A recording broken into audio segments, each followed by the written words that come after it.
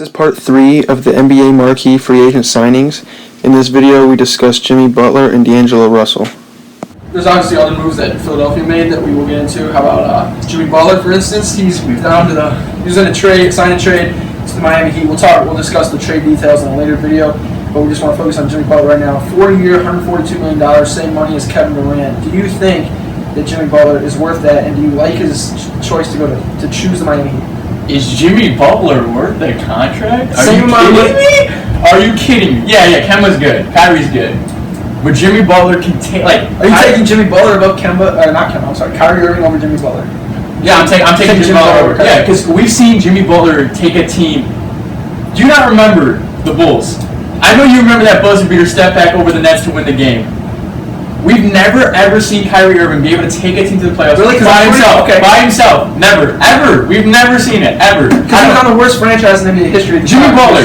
It was on the Chicago Bulls. One of the worst front offices. Okay, front office doesn't have anything to do with the team and the players around them. Yeah, but they surround the player with... That's true, but Cleveland had nobody when Kyrie was by himself. You're correct. But what about when he went to Boston? He didn't carry the team. He made the team fall apart. He made the team fall apart. I don't know if that's true. That might have been Brad Stevens. That might have been Danny Ainge. The thing that makes people on your team nervous is when you're cussing out the team. This team was cussing out the whole Jimmy Butler stories, man. Jimmy Butler. Yeah, he did that to Tim. He's probably the player with the most heart in the NBA. He plays for the game. It's not just about the money. And I like how he's on the money. I'm going to retract my question. Yeah. He's worth $140. He's definitely worth. Okay, that shouldn't have been said. I'm starting to think that was a very dumb question on my part. Let me just rephrase it. Why choose Miami Heat when you can stay in Philadelphia, who's looking like the top contender in the East for next year? Why would you stay? Why would you leave and go to Miami, who just lost Dwayne Wade? Pat Riley's still GM. He's still one of the best GMs in the NBA. But do you think that Miami's even going to contend next year? Because they really don't have anybody else. I think the reason, obviously in the NBA now, we always see these super teams coexist, and we always see people talk about, for example, Anthony Davis says legacy is all that cares for him, and I'm pretty sure Jimmy Butler's starting to feel that way, and he doesn't want to stand with a team that has Ben Simmons, Joel Embiid. He's not going to get the credit he deserves. He would always bail them out in the playoffs last season, especially against the Raptors. That's true. And I think Jimmy Butler, he knows what he's worth. He knows he can carry a team to the playoffs. It's the Eastern Conference. It's Jimmy Butler. We've seen this before, and I think he'll do it again. But I think you have an opportunity now with the Philadelphia 76ers to go to the conference finals, which is a thing they haven't done in a long time. The process has been going on for a long time, and this is the year I think they're actually going to make it to the conference finals, but we'll talk about that later. They're actual legit NBA title champions. People might have said that last year, but I don't know if it was actually true. Until they got Tobias Harris, I still don't think they were title contenders. They were contenders in the East, but now this season is going to be the chance. You have Al Horford now. This is the year the 76ers have a chance, and he leaves to go to Miami Heat, where at most you're fighting for a 7 or 8 seed to get 5-game sweep, 4-game sweep in the first round of the NBA playoffs. Okay. I don't totally disagree with you, but who knows? Maybe Jimmy Butler may just surprise you. He almost took the Logic, guys, is going to help Jimmy Butler go further in the East playoffs this year, because 2016, he almost took the Celtics and beat them 4-2. That was Rajon Rondo. Rajon Rondo playoffs. Yeah, but Jimmy Butler, don't get it twisted, folks. Jimmy Butler was a big reason. Jimmy Butler was a big reason. And then the Sixers. That Celtics team was not good, though. That East that year was awful. The Sixers they have a good team. They're going to do wonderful in the regular season, but they are still not capable of doing what they do in the regular season into the playoffs. Ben Simmons, absolutely garbage. Ben Simmons in the playoffs. Just a couple hours ago, we signed his extension. $170 million for Ben Simmons. Not worth it. I don't know. Definitely not worth it. No. Because now in the future, you're not going to be able to get those core players to help you. Yeah. I mean, Joel Embiid is worth that money. Are you kidding me? Yeah, he's Joel Embiid is one one of the top best 10 players in the NBA. Ben Simmons, you can't say the same about him. You just can't. I mean, he's a great passer. He's got great skills. He's talented. You just can't shoot. Just get a jump shot, dude. Yeah. Go to the gym. Why are you not in the gym this moment? You probably aren't. The odds are you aren't. Yeah, dang Kardashian. Just go to the gym and work. Shoot the ball. Shoot the ball, dude. Number 1 pick in the NBA draft, and you're not gonna. I'm not even gonna talk about Ben Simmons anymore. So the last guy on our list that we want to talk about for this max or big free agent guy, he wasn't actually. He was restricted at the time, but He was part of the signing trade that the Warriors made for Kevin Durant. So that would be D'Angelo Russell heading to the Warriors on a 4-year, $117 million contract. Now that money is definitely deserved. D'Angelo Russell showed us last year. He was in contention for most improved player. He had some incredible 27-point comebacks against the Kings, I believe it was.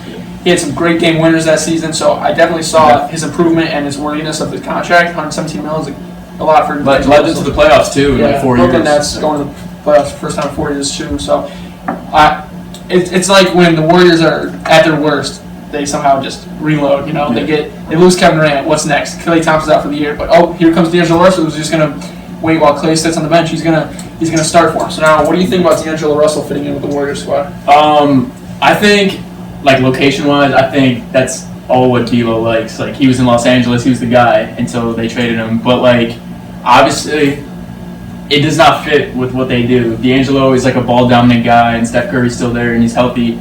Yeah, they may need him because Klay Thompson's injured, but I think the Warriors know themselves they can't just let Kevin Durant walk, so they need to get something in order to be kind of even. And it may not be now, but maybe in the middle of the season they may trade D'Lo. Who knows? I did see rumors on Twitter that the Warriors are actively shopping trades for D'Angelo Russell right now because they haven't signed him yet. So after you sign him, you can't trade him until 60 days after whatnot. So they have to make a move pretty soon because you can officially sign on July 6th. Yeah. But the question I had about D'Angelo Russell fitting with the Warriors, let's say the Warriors don't trade him and Klay comes back by February. That's what Andre Iguodala was predicting a couple weeks ago on First Take. Andre Iguodala said Klay Thompson can be back by February. So let's say Klay Thompson comes back. Do you move D'Angelo Russell to the bench? Do you keep him at the 2 and move Klay to the 3? How do you incorporate D'Angelo Russell into the Splash Bros?